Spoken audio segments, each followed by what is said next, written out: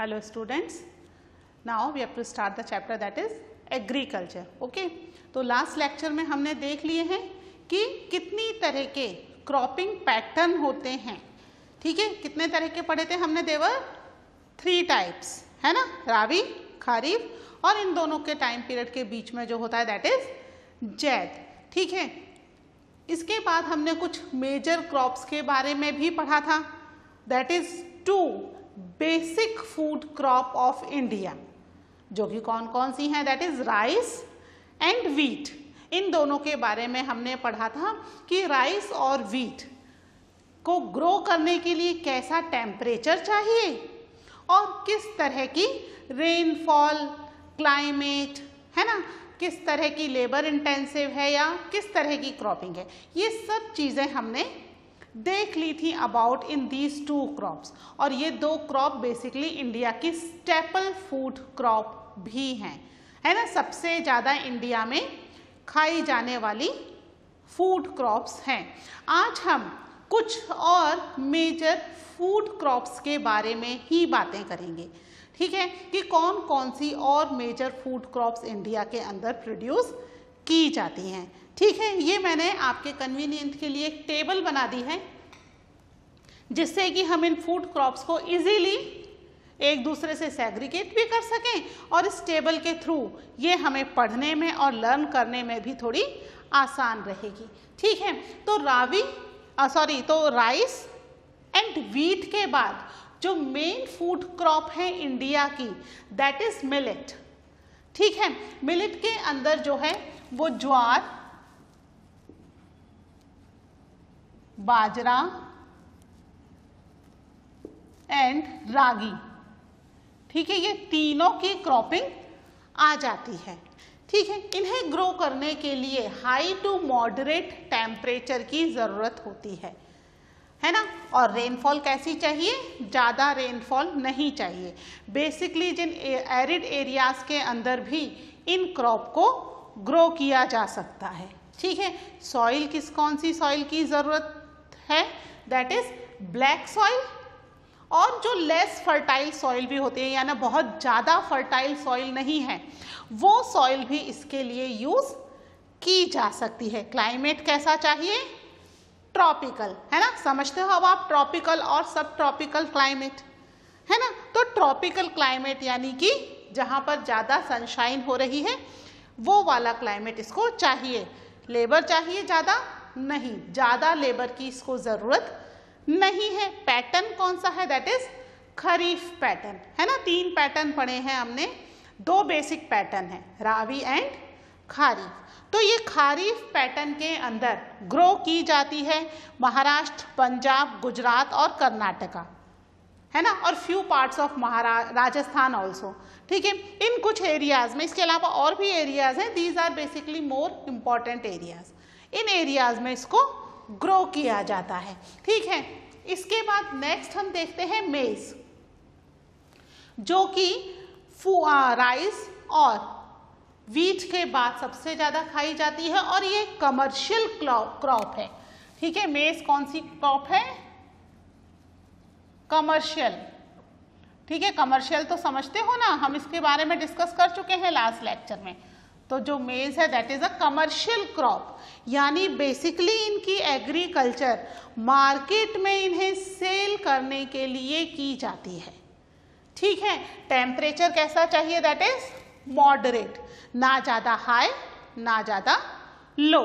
ठीक है, रेनफॉल हमें चाहिए 150 सेंटीमीटर से 200 सेंटीमीटर तक. सॉइल कैसी चाहिए, सॉइल फर्टाइल सॉइल चाहिए. क्लाइमेट ट्रॉपिकल ही चलेगा. ये भी सेम खरीफ पैटर्न में होती है, यानी इसका क्रॉपिंग पैटर्न भी खरीफ है. कहाँ होती है, कर्नाटका, उत्तर प्रदेश, बिहार, आंध्र प्रदेश. ठीक है, इसको लिखना आंध्र प्रदेश एंड मध्य प्रदेश में इसको ग्रो किया जाता है. ठीक है, इसके बाद है पल्सेस, दालें.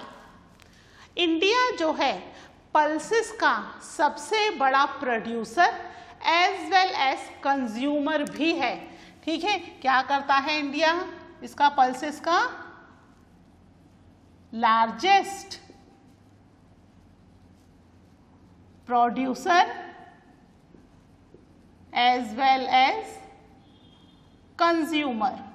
हम ही सबसे ज़्यादा प्रोड्यूस करते हैं और हम ही सबसे ज़्यादा इसको कंज्यूम भी कर लेते हैं। इंडिया में ही सबसे ज़्यादा पल्सेस खाई जाती हैं। ठीक है, तो यहाँ पर टेम्परेचर कैसा होगा? Temperature is high temperature.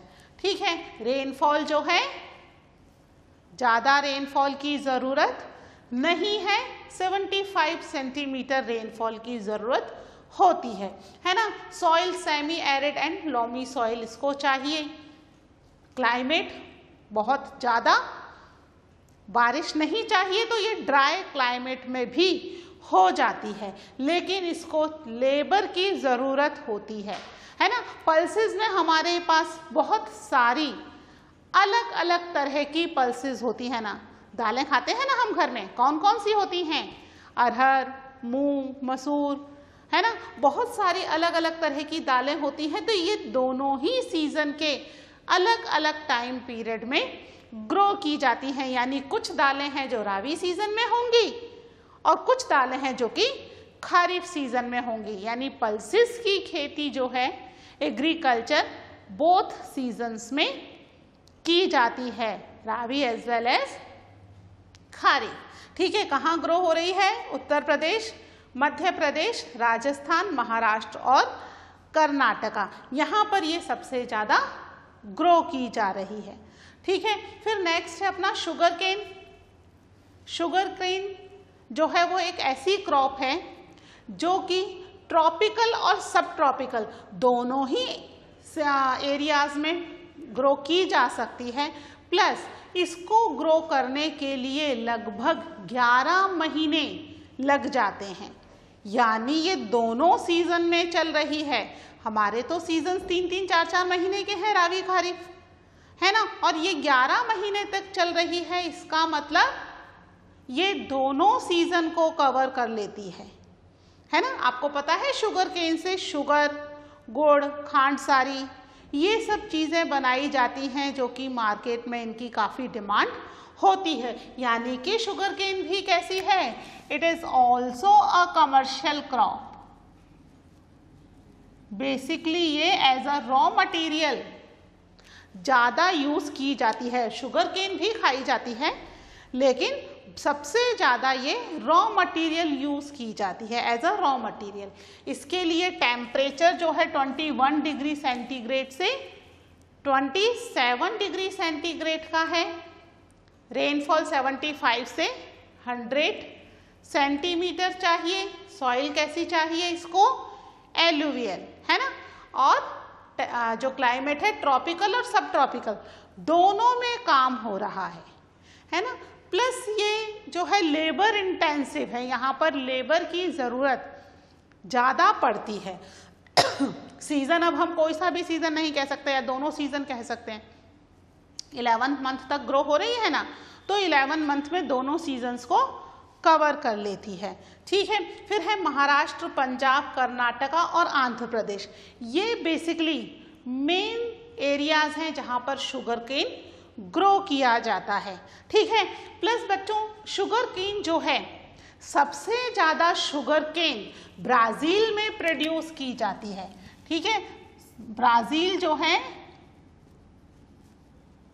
ये जो है फर्स्ट सबसे ज़्यादा शुगर केन प्रोड्यूस करने वाला एरिया है ना। प्रोड्यूस, एक मिनट,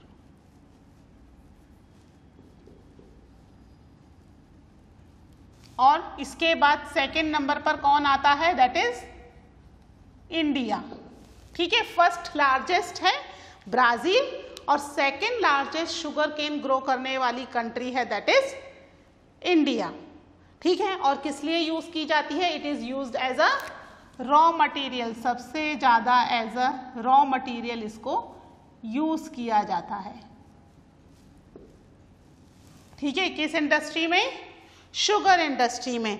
कई सारी शुगर केन जो फील्ड हैं वहाँ पास में ही अधिकतर शुगर इंडस्ट्री भी मिल जाती है ना। शुगर केन को ग्रो करके उसको वहीं की वहीं शुगर इंडस्ट्री में सप्लाई कर दिया जाता है। तो ये कुछ हमारी मेन फूड क्रॉप्स हैं, ठीक है, मेजर क्रॉप्स हैं। मेजर क्रॉप्स में भी कौन सी क्रॉप्स हैं? These are the food crops, जो हम यूज करते हैं as a food and some crops as a fodder. ठीक है, तो आप इसको नोट कर लीजिए। इसके बाद फिर कुछ और क्रॉप्स मैं आपको नोट डाउन करवाती हूं।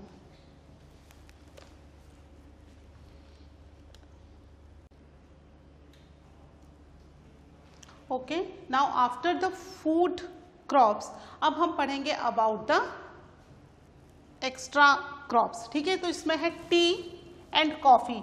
टी और कॉफी दोनों कैसी हैं? Both are the beverage crop. Beverage crop कौन सी होती हैं? Which we are using for drinking, पीने के काम में आती हैं। ठीक है, और जूट और कॉटन क्या है? Both are the fibre crop. ठीक है, तो आज हम दो बेवरेज क्रॉप और दो फाइबर क्रॉप के बारे में पढ़ेंगे। ठीक है, तो जो टी है, टी इंडिया में पहले यूज नहीं की जाती थी। इसे इंडिया में इंट्रोड्यूस करने का पूरा क्रेडिट ब्रिटिशर्स को जाता है। ठीक है, इसे इंडिया में ब्रिटिशर्स ने इंट्रोड्यूस किया था because they are very use to drink tea and coffee. ठीक है, बेसिकली टी बहुत ज़्यादा वो यूज करते थे। तो यहाँ पर सबसे पहले टी की एग्रीकल्चर भी ब्रिटिशर्स ने ही इंडिया में शुरू की थी। ठीक है, तो टी को ग्रो करने के लिए टेम्परेचर हाई चाहिए और रेनफॉल भी हैवी चाहिए। ठीक है, और टी जो है it's a commercial crop. Tea and coffee both are commercial crop और इन्हें ग्रो करने के लिए एक बड़े प्लांटेशन की ज़रूरत होती है। ठीक है, इन्हें एक छोटे से फील्ड में ग्रो नहीं किया जाता। दोनों ही क्रॉप्स को प्लांटेशन तो समझते हो ना, एक बहुत बड़ा एग्रीकल्चर फील्ड जहां पर एक ही तरह की क्रॉप पूरे एरिया में ग्रो की जाएगी। ओके, तो टी जो है वो पूरे एक ऐसे एरिया में ग्रो की जाती है। तो ये जो है टी क्या है? It's a commercial crop. ठीक है, कमर्शियल क्रॉप भी है और ये जो है प्लांटेशन के थ्रू ग्रो की जाती है। कैसी सॉइल चाहिए इसको? Fertile and well drained soil चाहिए, यानी अच्छी खासी फर्टाइल सॉइल पर इसकी एग्रीकल्चर होती है, जहाँ पर अच्छी खासी रेनफॉल हो, यानी प्रॉपर इरिगेशन फैसिलिटी होना ज़रूरी है। ठीक है, क्लाइमेट तो ट्रॉपिकल और सब ट्रॉपिकल दोनों तरह के क्लाइमेट में ग्रो की जा सकती है। ठीक है, यानी पूरे इंडिया में इसको कहीं पर भी ग्रो किया जा सकता है जहां हाई टेम्परेचर और हैवी रेनफॉल अवेलेबल हो। ठीक है, ये लेबर इंटेंसिव एग्रीकल्चर है। इसके लिए लेबर, न केवल चीप लेबर की ज़रूरत पड़ती है, उसके साथ साथ स्किल्ड लेबर की भी ज़रूरत पड़ती है। ठीक है, स्किल्ड लेबर क्यों? आपने देखा होगा टी प्लांटेशन में जो टी लीव्स को तोड़ तोड़ के अपने इकट्ठे करते जाते हैं, तो वो जो है वो किसी मशीन में नहीं होता है ना, उसके लिए दे नीड लेबर जो उनको तोड़ सके। साथ में स्किल्ड, उन्हें पता होना चाहिए कि जो टी प्लांट है उनमें से कौन सी लीव्स उन्हें तोड़नी है और कौन सी लीव्स छोड़ देनी है। ठीक है, इसको किसी भी सीजन में ग्रो किया जा सकता है और इसमें बेसिकली जो एरियाज हैं, टी के लिए तो फेमस है आसाम की चाय, है ना, तो आसाम तो फेमस है ही। इसके अलावा जहाँ भी हाई टेम्परेचर और हैवी रेनफॉल हो, लाइक तमिलनाडु, केरला, मेघालय, हिमाचल प्रदेश, यहाँ पर भी टी ग्रो की जाती है। इसके अलावा दार्जिलिंग, ठीक है, दार्जिलिंग की चाय तो बहुत फेमस है, पता है क्या आपको? है ना, दार्जिलिंग की चाय बहुत फेमस है, तो दार्जिलिंग में भी टी की कल्टीवेशन की जाती है। ठीक है, फिर ऐसे ही कॉफ़ी है।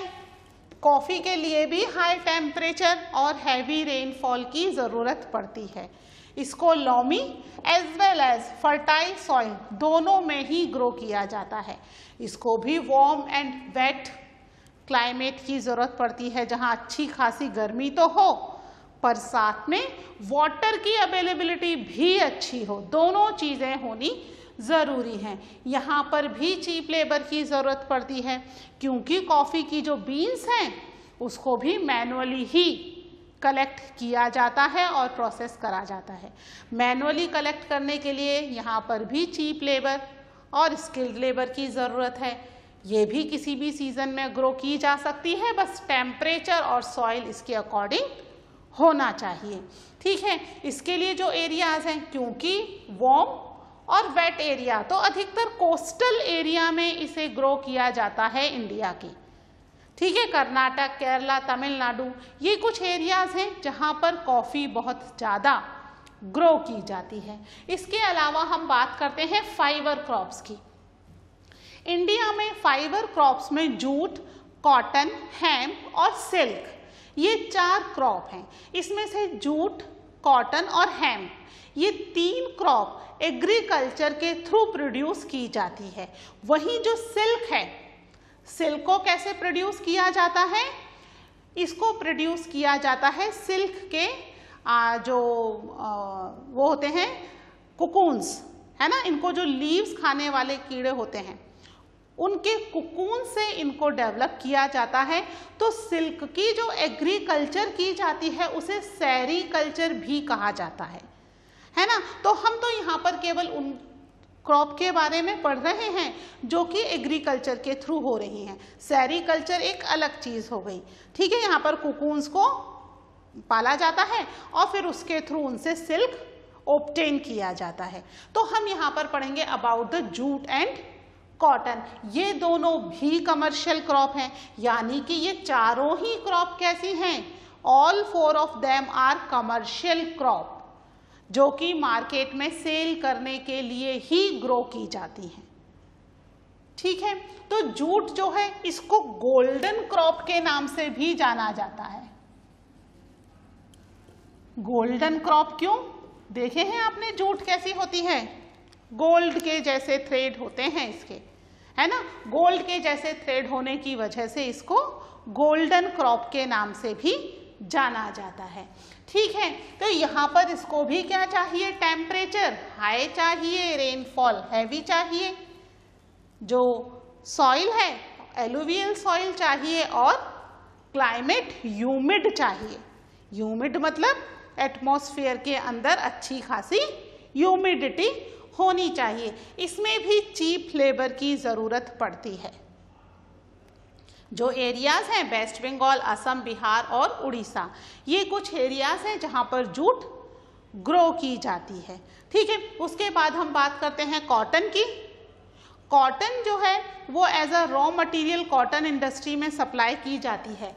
जूट के बैग्स, है ना, गनी बैग्स, आजकल तो बहुत ज़्यादा, जब से पॉलीथीन गवर्नमेंट ने बैन की है, जूट की डिमांड सबसे ज़्यादा बढ़ गई है ना। वो जो बोरियां होती हैं, देखी हैं, वो बोरियां किसकी बनी हुई होती हैं? जूट की बनी हुई होती हैं। आजकल तो बैग है, थर्मस के कवर्स हैं, है ना, बहुत सारी चीज़ें आजकल जूट की आ गई हैं, मैट वगैरह सब चीज़ें जूट की आ गई हैं। तो जूट की डिमांड प्रेजेंटली काफ़ी तेज़ी से ऑल ओवर द वर्ल्ड बढ़नी शुरू हो गई है।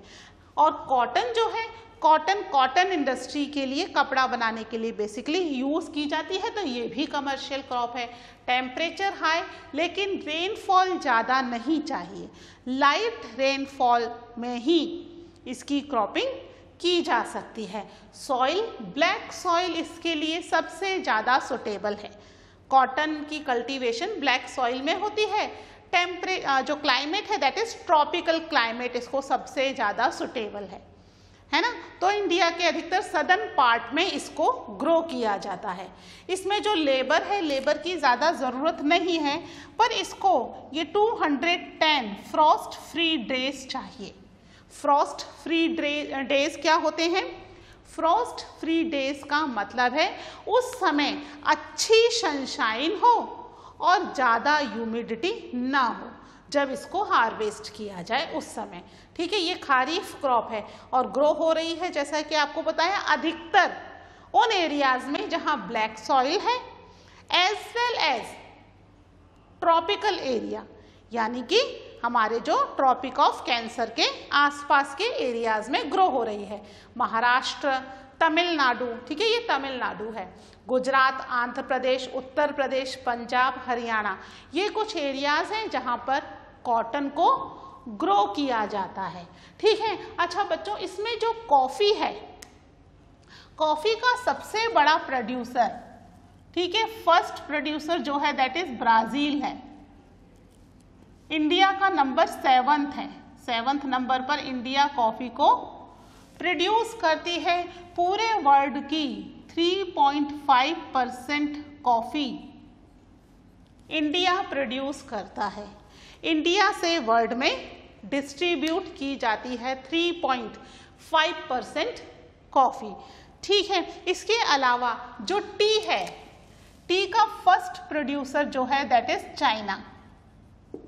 ठीक है, चाइना फर्स्ट है और सेकंड कौन है, दैट इज इंडिया, है ना, टी के लिए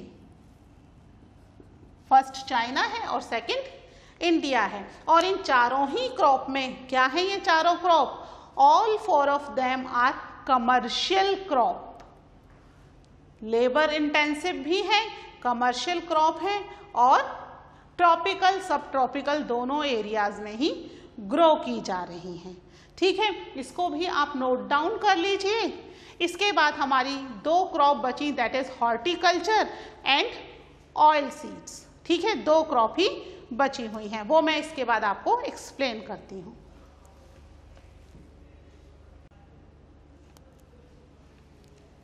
okay, now after the beverages and fibre crops हम बात करते हैं अबाउट द हॉर्टिकल्चर। ठीक है, हॉर्टिकल्चर क्या होता है, horticulture is agriculture of fruits and vegetable.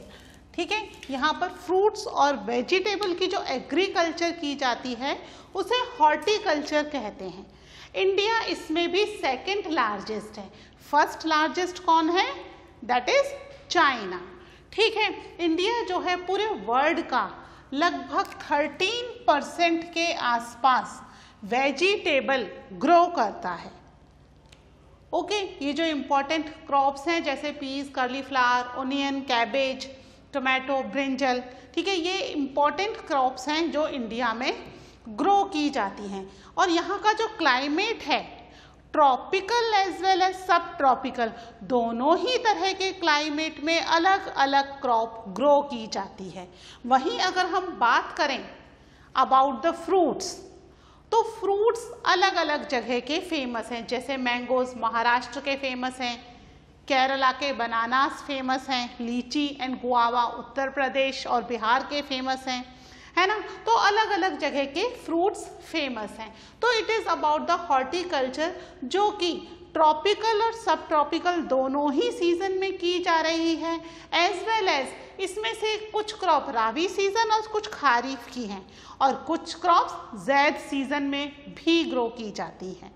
ठीक है, यानी हॉर्टिकल्चर तीनों ही सीजन को कवर कर रहा है। और कुछ क्रॉप्स ऐसी हैं जो कि क्या हैं, एक बार इनके प्लांट्स ग्रो कर दिए गए तो हर साल उनसे क्रॉप मिल रही है ना। जैसे मैंगो, बनाना, इनके तो प्लांट्स एक बार ग्रो करने होते हैं और हर साल इनसे क्रॉप मिलती है, बस आपको हर साल उनकी टेक केयर करनी होती है। ठीक है, इसके बाद अलावा हम बात करें ऑयल सीड्स। ऑयल सीड्स क्या होते हैं, हम जो इतने तरह के ऑयल्स यूज करते हैं, ठीक है, इनकी भी तो एग्रीकल्चर की जाती है। ठीक है, तो इसमें भी ऑयल सीड्स को ग्रो करने में भी इंडिया सेकेंड लार्जेस्ट है आफ्टर चाइना। कुछ में हम कनाडा भी है, कुछ ऑयल सीड्स कनाडा भी बहुत ज़्यादा प्रोड्यूस करता है, तो कुछ ऑयल सीड्स में हम 3rd नंबर पर आ जाते हैं, बट मैक्सिमम ऑयल सीड्स में we are on the 2nd position. ठीक है, मेन ऑयल सीड्स जो हैं दैट इज कैस्ट्रॉल ऑयल, ठीक है, कोकोनट ऑयल, सीसम, सोयाबीन, ठीक है, मस्टर्ड ऑयल, कॉटन सीड्स, ठीक है, एंड कैस्टर सीड्स। इसके अलावा सनफ्लावर, ये मेन ऑयल सीड्स हैं जो कि ऑयल बनाने के लिए इन्हें यूज़ किया जाता है, यानी इनकी क्रॉपिंग करने के बाद इन्हें इंडस्ट्रीज में ऑयल में मैन्युफैक्चर किया जाता है, यानी इनसे ऑयल निकाला जाता है आफ्टर द प्रोसेसिंग। ठीक है, ग्राउंडनट जो है वो एक खारीफ क्रॉप है। वहीं अगर हम लिनसीड और मस्टर्ड की बात करें तो they are the rabi crop.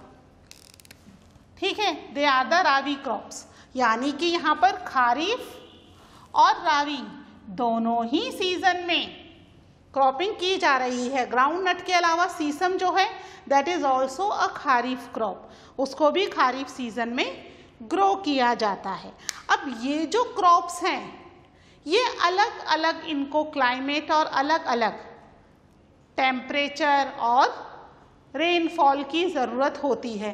तो ये इंडिया के अलग अलग एरियाज़ में अलग अलग तरह के ऑयल सीड्स ग्रो किए जाते हैं। जैसे अगर हम ग्राउंडनट की बात करें तो वो गुजरात में सबसे ज़्यादा ग्रो किए जाते हैं। कोकोनट तमिलनाडु, आंध्र प्रदेश में ज़्यादा ग्रो किए जाते हैं।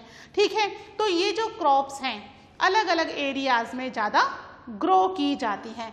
तो this is about all the major crops. ठीक है, इसमें हमने फूड क्रॉप्स तो कवर की ही, इसमें कुछ ग्रेन थे जैसे कि rice, wheat, millet and maize, these are the grains. इसके अलावा अदर देन फूड क्रॉप्स भी हमने पढ़ी हैं, जिसमें tea, coffee, these are the food crop, लेकिन ये ग्रेन नहीं है, दे आर बेवरेज क्रॉप्स। ठीक है, एज अ बेवरेज इनको यूज़ किया जाता है। इसके अलावा हमने देख लिया cotton and jute which are fibre crop and which is also very important for the country. ठीक है, तो इसके अलावा और हमने देख लिया हॉर्टिकल्चर, और भी बहुत सारी तरह की है। सेरीकल्चर भी की जाती है, सिल्क वॉर्म को प्रोड्यूस करना और उनसे सिल्क निकालना, है ना। तो हमने हॉर्टिकल्चर के बारे में भी देख लिया, और ऑयल सीड्स जो हैं ये भी इंडिया में ग्रो किए जाते हैं। तो ये हमारे सारे मेजर क्रॉप्स इसमें कवर हो गई हैं। ठीक है, इसको आप अच्छे से एक बार बुक से भी बच्चों स्टडी कर लेना, और अगर कोई भी डाउट होता है तो फिर हम इसके बारे में डिस्कस करते हैं। वैसे इसमें कोई डाउट होना नहीं चाहिए, एवरीथिंग इज क्लियर। इसीलिए मैंने आपको ये टेबल बना करके बताया है ना। तो आप वो प्रॉपरली टेबल बना लीजिएगा। ठीक है, इसमें कुछ और आप ऐड ऑन करना चाहें अपनी तरफ से तो आप ऐड ऑन कर सकते हैं।